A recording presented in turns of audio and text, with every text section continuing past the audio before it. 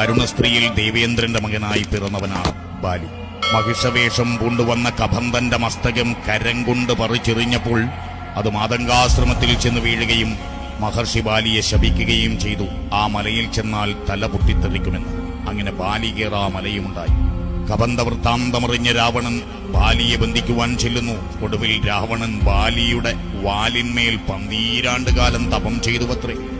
അത്തിപോൽ വിലത്തനെ കവികുലത്തിൽ മത്തനെ പത്തനെ വസിക്ക വേണ്ട ശക്തചിത്തമത്തനെ ഉത്തമത്തമോഹമെന്നു ബുദ്ധിയിൽ ഉറച്ചു നീ പത്തനത്തിൽ വാഴ്ക വേണ്ട ഇത്തിരി പൊരുതുപോർ എന്നിങ്ങനെ സുഗ്രീവൻ പോരിന് വിളിച്ചപ്പോൾ ഉടുതുകിൽ പിടിച്ചു വിലപിച്ച് പോകരുതെന്നഭ്യർത്ഥിച്ച മത്തവാരണ നടയൊത്ത നേർനടയുടയാളായ താരയോട് തന്റെ കഴിവുകളെ പറ്റി പറഞ്ഞ് പടക്കിറങ്ങിയ ബാലി യുദ്ധത്തിനൊടുവിൽ സത്യധർമാദികളുടെ മൂർത്തിമദ്ഭാവമായ സാക്ഷാൽ ശ്രീരാമചന്ദ്രദേവന്റെ ഒളിയമ്പേറ്റാണ് ആ ചൈതന്യ സ്വരൂപൻ വീരസ്വർഗം പോകിയത്.